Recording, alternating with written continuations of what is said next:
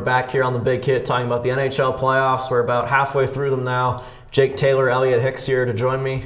The first thing we're going to talk about is the Penguins losing for the first time in 3 years in the playoffs to the Capitals in 6 games. The Capitals took the series thanks to Evgeny Kuznetsov's goal in overtime in Game 6 in Pittsburgh. So let's get some reactions. Jake, you have some explaining to do, I think, after talking about the Penguins extensively for the past couple episodes.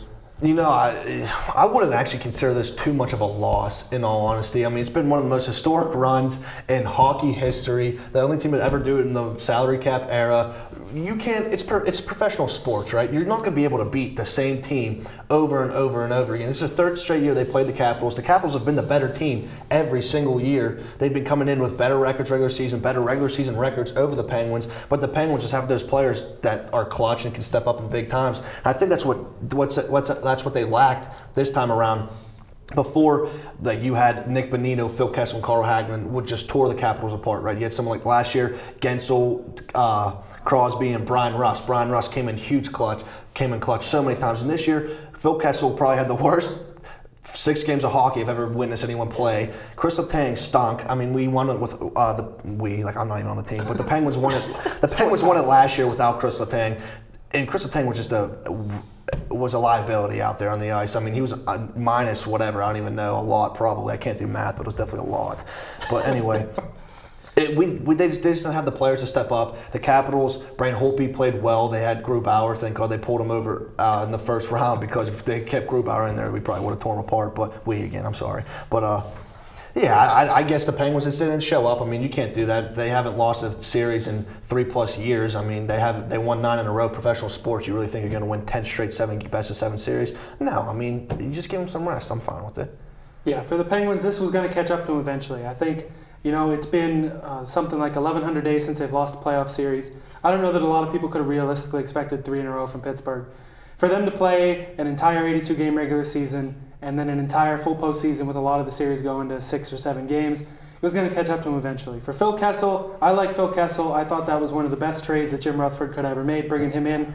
I think he was playing hurt in this series, and he didn't want to take himself out. I feel like he was definitely just hurting the team more than he was helping him at the end of it there.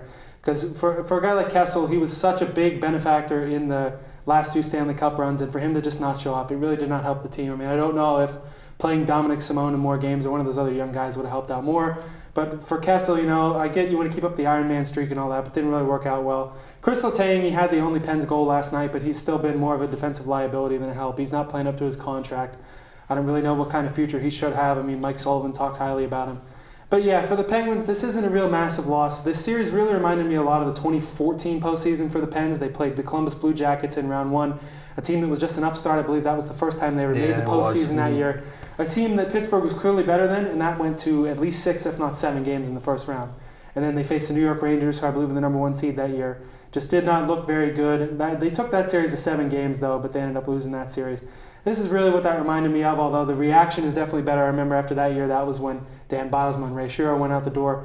For the Pens, this was generally expected, and it's definitely not, even though, of course, any year you don't win the Stanley Cup, it's not your ideal year. Mm-hmm. But for the Pens, they shouldn't overreact to this loss, and they'll come back next year and try to go for the same. Everyone's still in their prime, really. So yeah, this is definitely no alarm sirens in that locker room yet. So the other Eastern Conference semifinal matchup was Tampa Bay and Boston.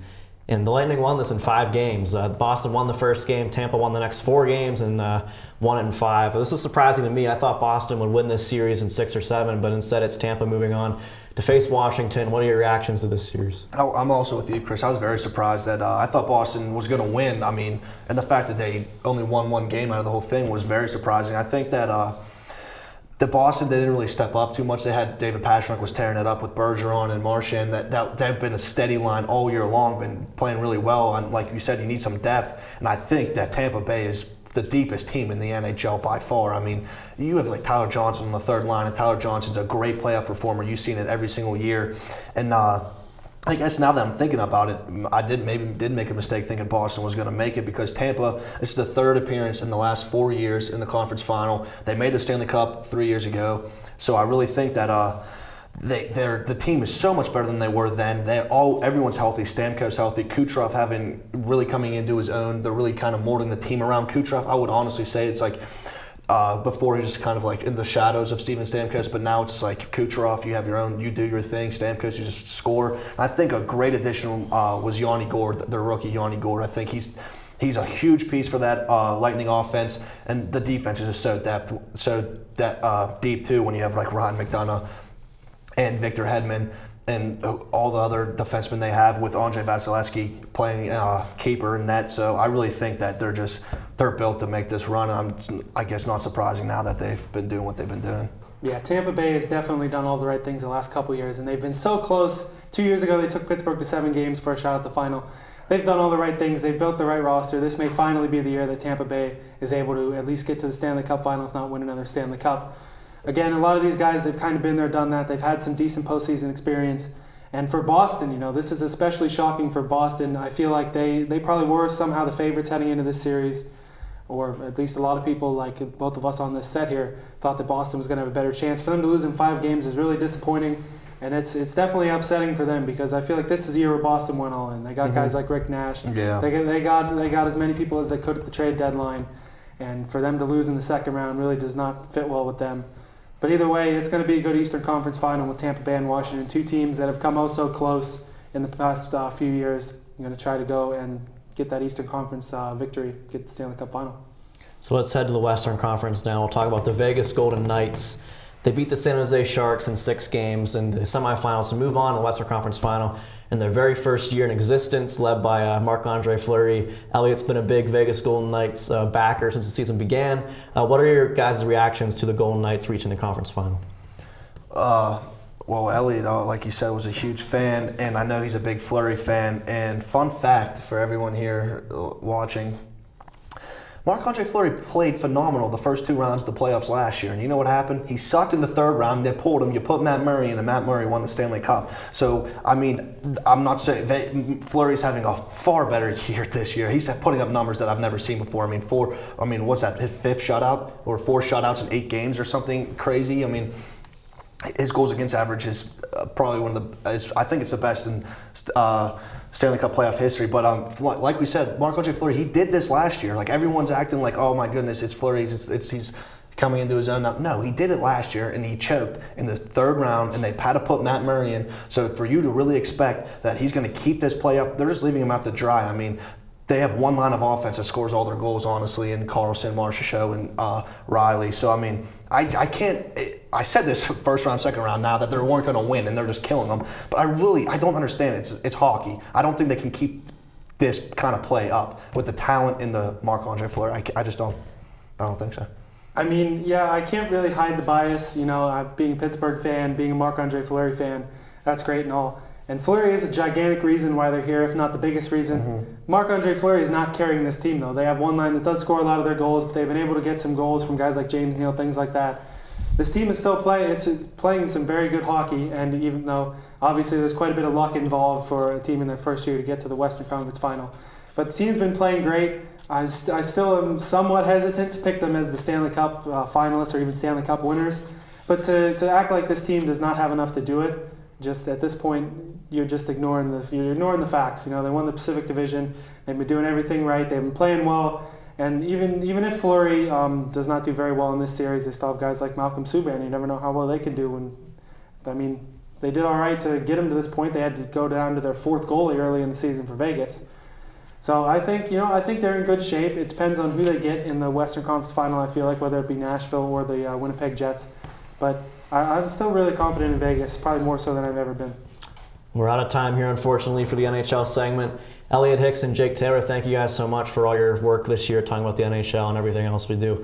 We'll be right back with the NBA with Darnell and Izzy. Stay tuned here on The Big Hit.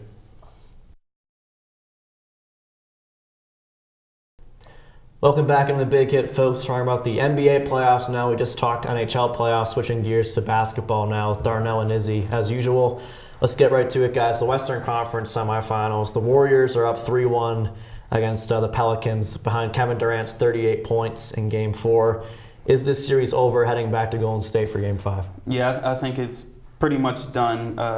New Orleans, they got one at home, had a chance to tie the series up at 2-2, but I think you're starting to see just the Warriors just overmatching them talent-wise. Kevin Durant, 38 points in Game 4. He was unbelievable. They tried to put guards on him. They let Drew Holiday guard him a couple of times, Rondo. And, guys, they're just too little for him. You saw he was just shooting over them. Even when they were able to make pretty good contests, Kevin Durant was still able to just knock down shots. And Steph Curry has been off to a good start since he's came back from his injury. And the whole team just seems to really be clicking right now. And I think they've really put their stamp in my opinion, back in the driver's seat to go back to the finals. So going back into Game 5, I think this series is about over, and we'll be looking forward to the Western Conference Finals.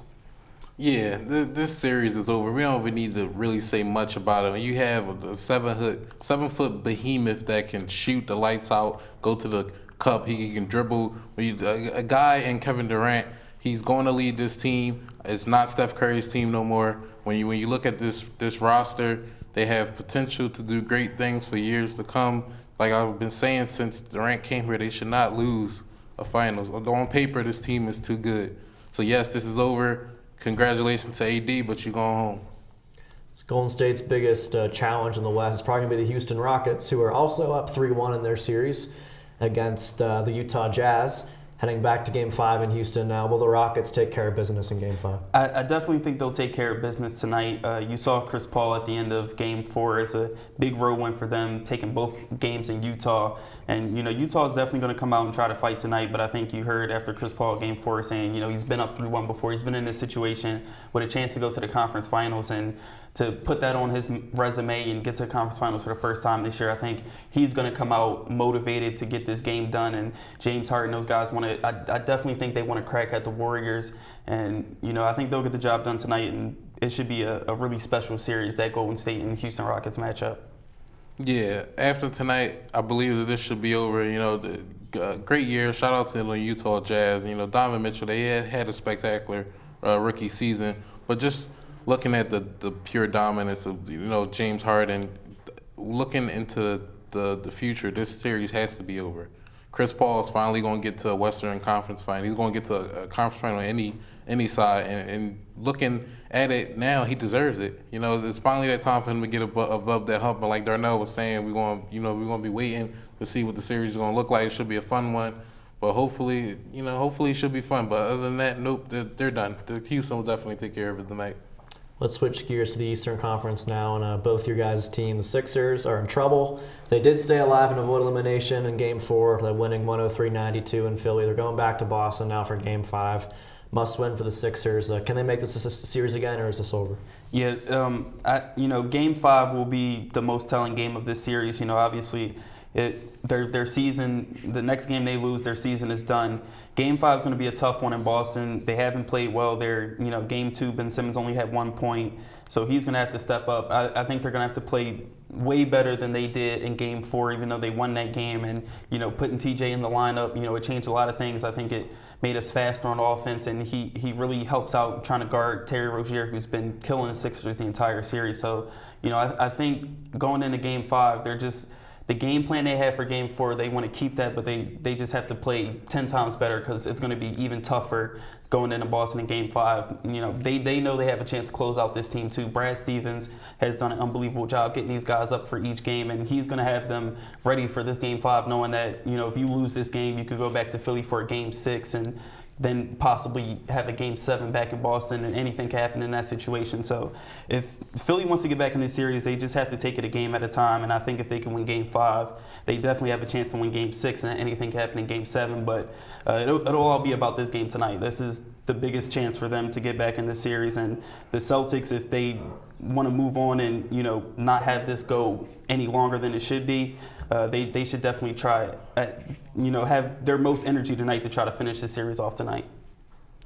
Yeah, just looking at this, the 76ers, as much as I want to say this, the 76ers, I wish they could win the series. I don't think they are, just because of what Brad Stevens, he's been out coaching Brett Brown this entire series, and TJ McConnell has come in and helped a little bit. But like I was saying, anything could happen. Most likely the series is over though. That's the NBA playoff update. Izzy Muhammad, Darnell Turner, thank you guys so much. We'll be right back with our senior send-off with us three, Sean Fritz and Jared Brown. Stay tuned. It might get emotional here on The Big Hit.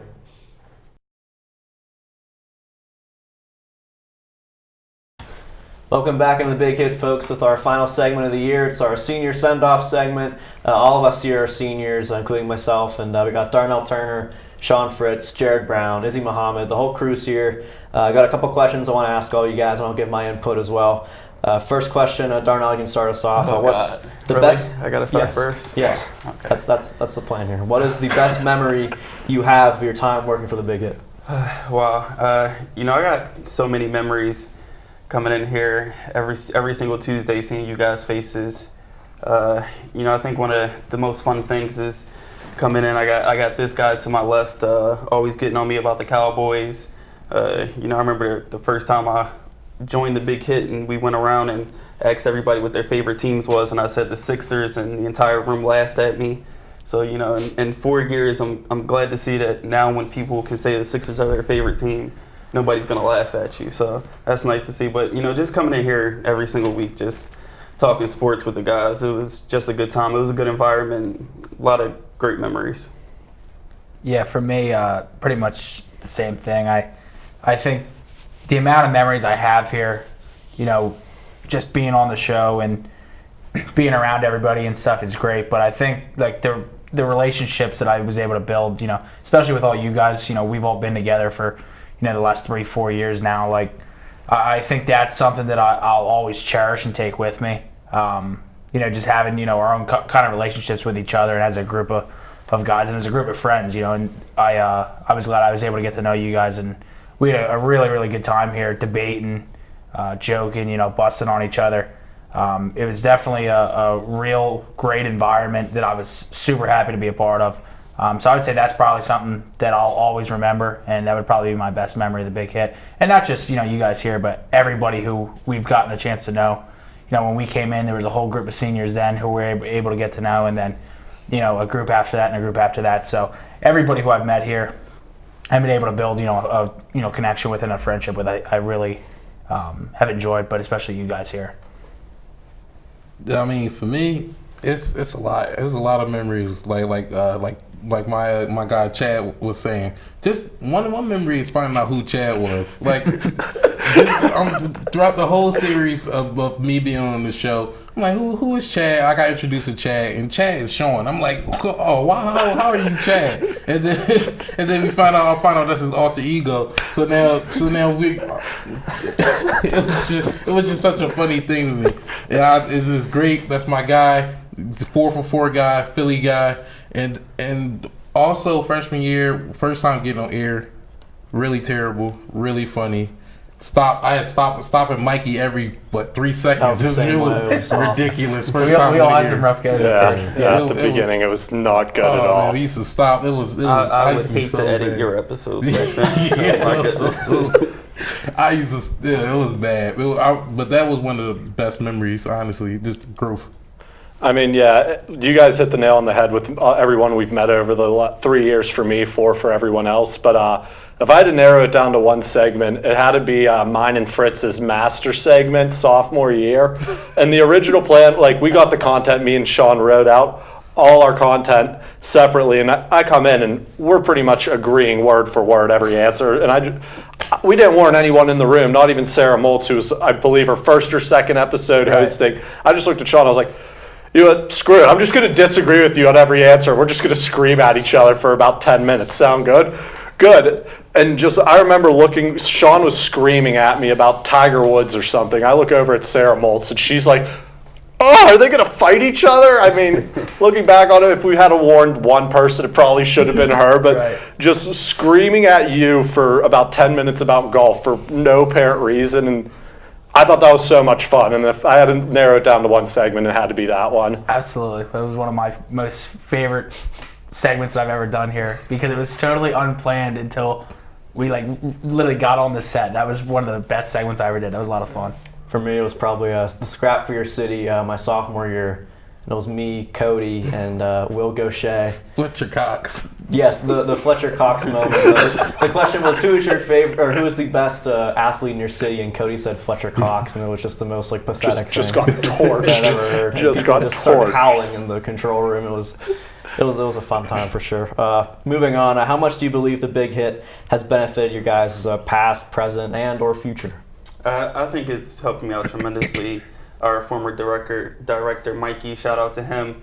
He pretty much, taught me everything I know in here. A lot of this knowledge that, I got from, this field was pretty much learning from him and just being around the studio, having other upperclassmen help me out, and then going into the class, learning this stuff over again, it was pretty much second nature. So, and then when Mikey, allowed me to become a producer, really started helping me with editing and everything else that comes with the show. So, really being able to put together an entire sports show, this show's taught me a lot in that regards.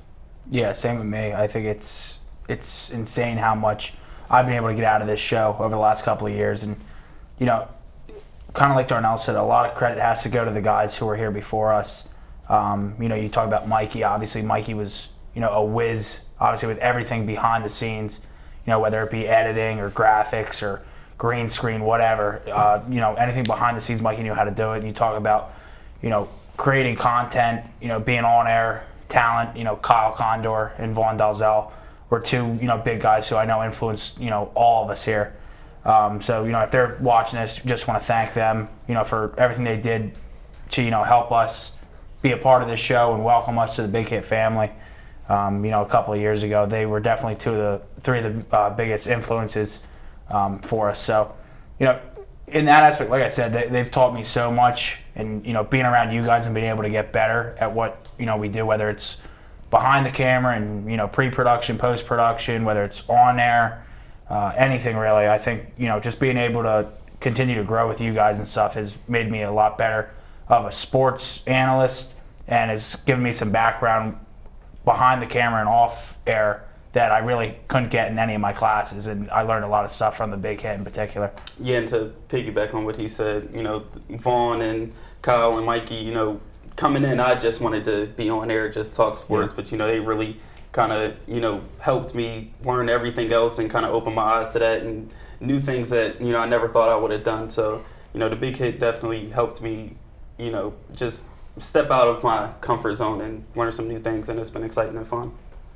Yeah, I mean, it's crazy. Like just like coming in here freshman year, like not knowing anything, and then leaving a senior, and you can know how to do anything in the studio.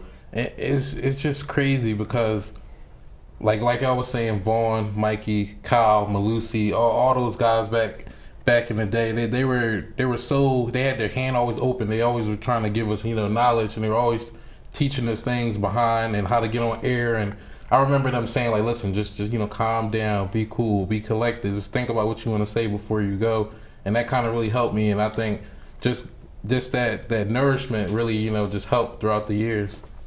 Yeah, I mean, you guys said it all. You can't speak enough of what the legends of the Big Hit taught me. I mean, Vaughn had to literally teach me how to not sweat when I was on set when I first started. But also, it's helped me a lot recently, especially becoming a producer, because at first, like Darnell said, you learn stuff in this and then you go and learn it the next day in class. But, I started to hit a wall. And then once I got thrown in the fire of being a producer, it started to become that way again. I had to teach myself something or call up one of the old guys from the Big Hit, have them walk me through it, and then I would go to class and learn it again. So, I mean, this show just exposed you to so much more you thought you would never run into, and communications. And then, like I said, you go to class and learn it the next day. So I think the show is great. It's probably one of the few reasons I got through college.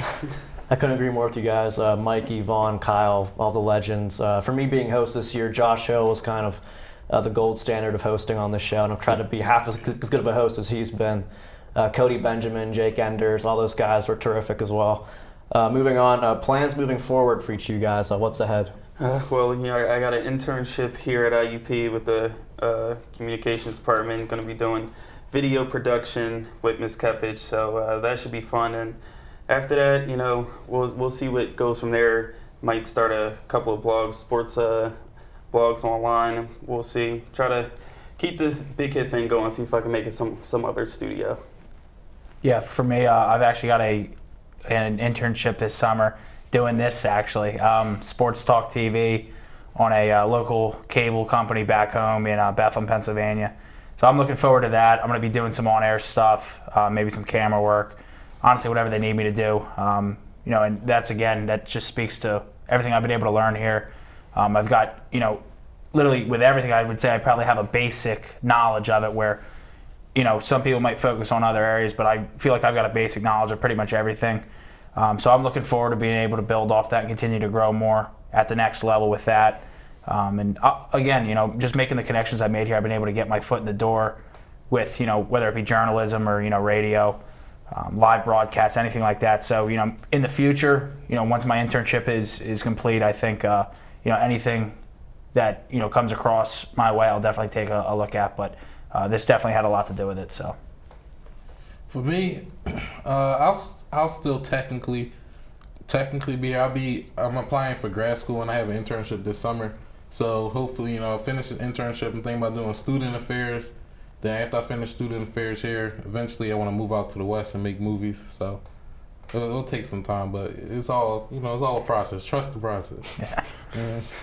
Yeah. For me, this summer I'm going to be interning for a small baseball club outside of Pittsburgh called the Washington Wild Things, and I'll be doing video production, which, it's not the dream, but it's a step in the right direction. I want to be in the MLB someday, so I'm starting small, but I think definitely the right path to go down. All good stuff. As for me, I'm going to be moving back home to Pittsburgh. I'll be working for PR for UPMC, which is a giant company in Pittsburgh, but I'm excited about it, and I'm going to miss this kind of stuff, just like talking sports and whatever, just with the guys, but it's going to be a lot of fun. I'm about to tear up now. Segment's almost over. Yeah, we're almost done. Final thoughts is the last thing here. Any final words of advice, thoughts for anything? I just want to say thank you to everybody that's been part of the Big Hit the last 4 years, everyone that's not here now, and all the young guys that are here now. I'm sure you guys will do great next year. I'll be tuning in, so don't disappoint me. And for other seniors that couldn't be here tonight, Jared Johnson, Sarah Molds, Kevin Bohan, guys that were here in previous years, but workload got in the way of this. We appreciate all your help over the couple of years, and we know you wish you could be here. We appreciate that. So it's been a fun ride. Definitely appreciate all the good times here. Yeah, same for me. I just want to thank everybody, who's come here before us. As we thanked them earlier, but I'll thank them again because I can't stress it enough how important they were to not only me but to all of us who are sitting up here, and what we've been able to teach to the next group of guys coming up. I know we got a great group of guys who are going to be taking over next year, so definitely just thanks again for to everybody who's come through this show in the last 4 years that I've been here. And again, I just want to thank you guys for working alongside of me the past couple of years and being great friends to me. Obviously, we got a great chance to get to know each other. Built some really great friendships, working whether it be with the radio or newspaper here on the Big Hit, whether it be in classes, anything. So I appreciate you guys. You guys are some of the best friends I've made here at IUP. I'm gonna miss you guys a lot. So Love thanks. You guy. Love you guys. Man, I don't even know what to say, man. Speak. You want to pass it to me and get you a little more time to think? People want to hear from you. Listen, man, I'm gonna miss y'all. It's been real. I really appreciate y'all. When we graduate, my number won't change. Snapchat will be the same. I love y'all. It's been a long route. It's been a long, wild one, and I love y'all. Yeah, for me, this is my last time on air. I wanted to throw a little bit of shade at Jose, but I couldn't think of anything right now. So I guess, just thanks to all the people that came around. My buddies who weren't involved in this, they always thought it was like I was going to work and not getting paid for this stuff. But right. And it kind of sounds like that when you describe it to someone who doesn't know what's going on. But it's actually I look forward to this every week because you just go and chill with your buddies and talk sports. Everyone's always asks me when I tell them about the show. They say, "Do you get paid for it?" I'm like, "Nah, I don't." It became really fun. Like Tuesdays when I didn't have the show, it kind of just felt weird. Yeah. Tuesdays definitely feel empty without the Big Hit. Yeah. So it's a blast. I'm gonna miss it more than words can describe. Same for me. I'm going to miss this show a lot. It's been one of the highlights of my career here at IUP, just like everybody else. So just coming here Tuesday nights and talking sports with the gang, especially a U4, has been a pleasure. And I'll definitely keep in touch with all of you guys for sure. Some of you are in Pittsburgh, some of you aren't, but I'll be texting you guys for sure, and we'll keep up the group chat as always. That's all we got here. Director Darnell Turner, producers Izzy Muhammad, Jared Brown. I'm your host, Chris A., signing off for the final time. Thank you guys so much for watching. We'll be back next year. I won't be. These guys won't be, but people will be back next year. Thank you guys so much. We are gone, but the big hit isn't. Exactly. This is the big hit. See you in the fall. I need some tissues right